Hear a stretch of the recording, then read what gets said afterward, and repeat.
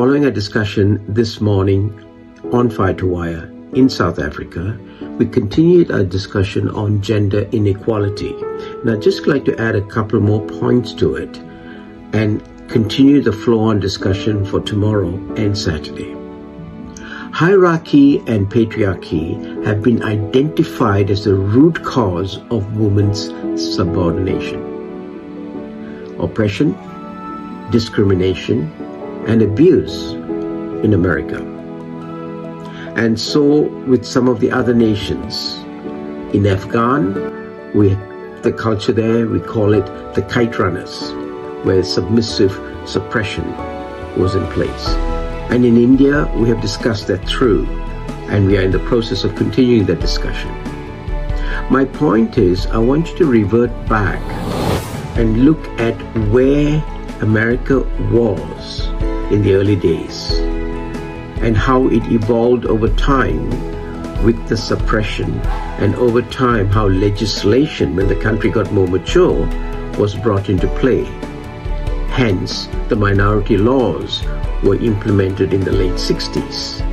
And in so doing, a lot more liberalism was provided for this particular subject. So, please understand, the only way that is going to come to the forefront is to not have racial violences or not have riots or any of that form of aggression. Instead, follow the subtle way of how we are talking about promoting yourself to its fullest in whatever you do, and in so doing, ensuring that you are in the forefront.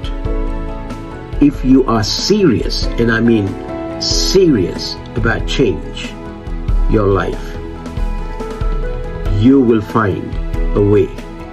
You will not find an excuse.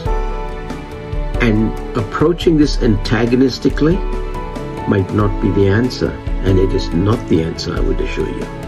Approaching it in this manner, making sure there are discussions, making sure you scale up, making sure you become the person that's identifying on that particular point or issue that you want to showcase your leadership traits. Do that, ladies, and you will see ongoing that voice will be heard.